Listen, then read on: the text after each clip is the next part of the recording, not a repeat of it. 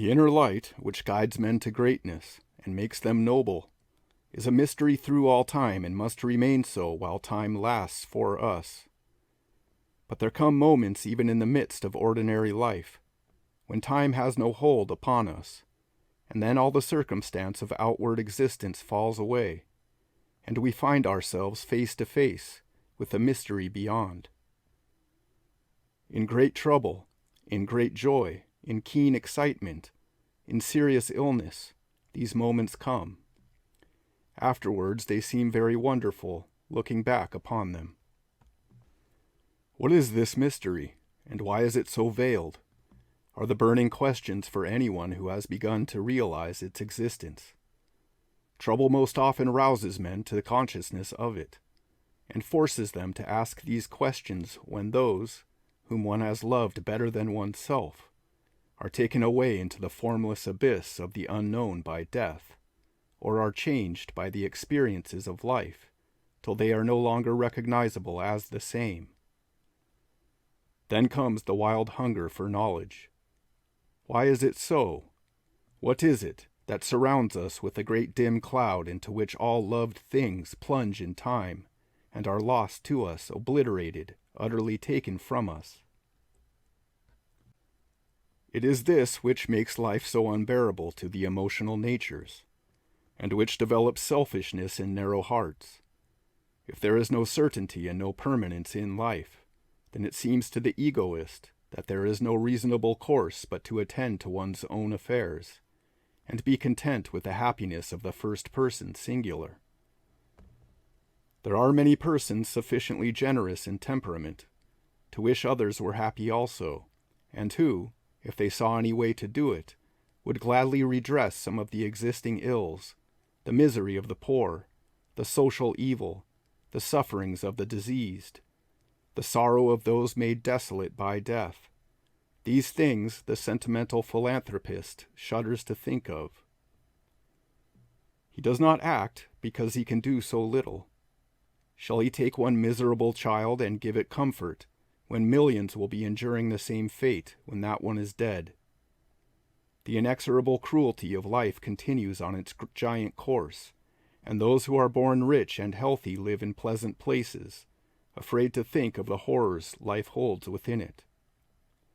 Loss, despair, unutterable pain comes at last, and the one who has hitherto been fortunate is on a level with those to whom misery has been familiarized by a lifetime of experience.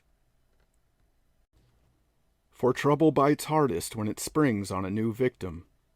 Of course, there are profoundly selfish natures which do not suffer in this sense, which look only for personal comfort and are content with the small horizon visible to one person's sight.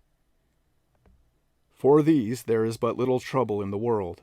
There is none of the passionate pain which exists in sensitive and poetic natures.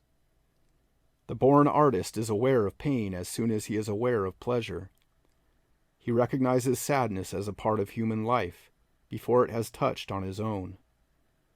He has an innate consciousness of the mystery of the ages, that thing stirring within man's soul, and which enables him to outlive pain and become great, which leads him on the road to the divine life. This gives him enthusiasm, a superb heroism, indifferent to calamity. If he is a poet, he will write his heart out, even for a generation that has no eyes or ears for him.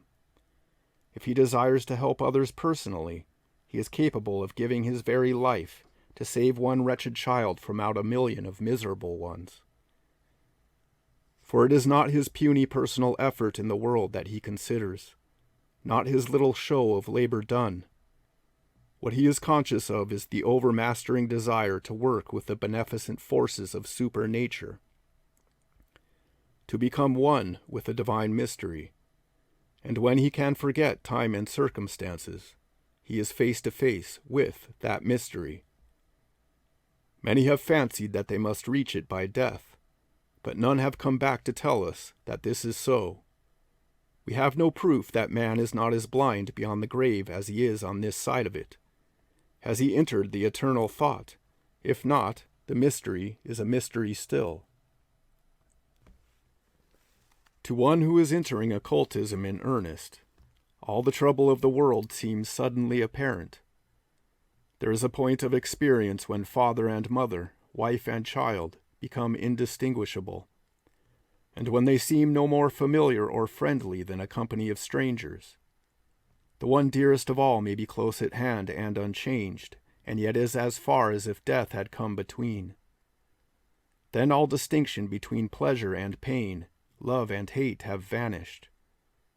A melancholy, keener than that felt by a man in his first fierce experience of grief, overshadows the soul. It is the pain of the struggle to break the shell in which man has prisoned himself. Once broken, then, there is no more pain. All ties are severed, all personal demands are silenced forever. The man has forced himself to face the great mystery, which is now a mystery no longer, for he has become part of it.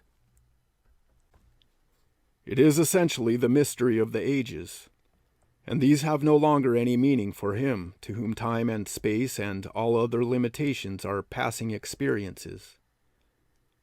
It has become to him a reality, profound indeed, because it is bottomless, wide, indeed, because it is limitless. He has touched on the greatness of life, which is sublime in its impartiality and effortless generosity.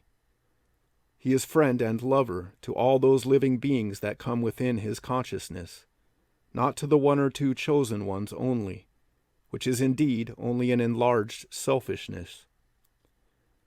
While a man retains his humanity, it is certain that one or two chosen ones will give him more pleasure by contact than all the rest of the beings in the universe and all the heavenly host. But he has to remember and recognize what this preference is. It is not a selfish thing which has to be crushed out, if the love is the love that gives. Freedom from attachments is not a meritorious condition in itself. The freedom needed is not from those who cling to you, but from those to whom you cling. The familiar phrase of the lover, "I cannot live without you," must be words which cannot be uttered to the occultist. If he has but one anchor, the great tides will sweep him away into nothingness. But the natural preference which must exist in every man for a few persons is one form of the lessons of life. By contact with these other souls, he has other channels by which to penetrate to the great mystery. For every soul touches it, even the darkest. Solitude is a great teacher, but society is even greater. It is so hard to find and take the highest part of those we love, that in the very difficulty of the search, there is a serious education. We realize when making that effort far more clearly what it is that creates the mystery in which we live, and makes us so ignorant. It is the swaying, vibrating, never-resting desires of the animal soul in man. The life of this part of man's nature is so vigorous and strongly developed from the ages during which he has dwelt in it, that it is almost impossible to still it, so as to obtain contact with the noble spirit. This constant and confusing life, this ceaseless occupation with the trifles of the hour, this readiness in surface emotion, this quickness to be pleased, amused, or distressed, is what baffles our sight and dulls our senses. Till we can use these, the mystery remains in its sphinx-like silence.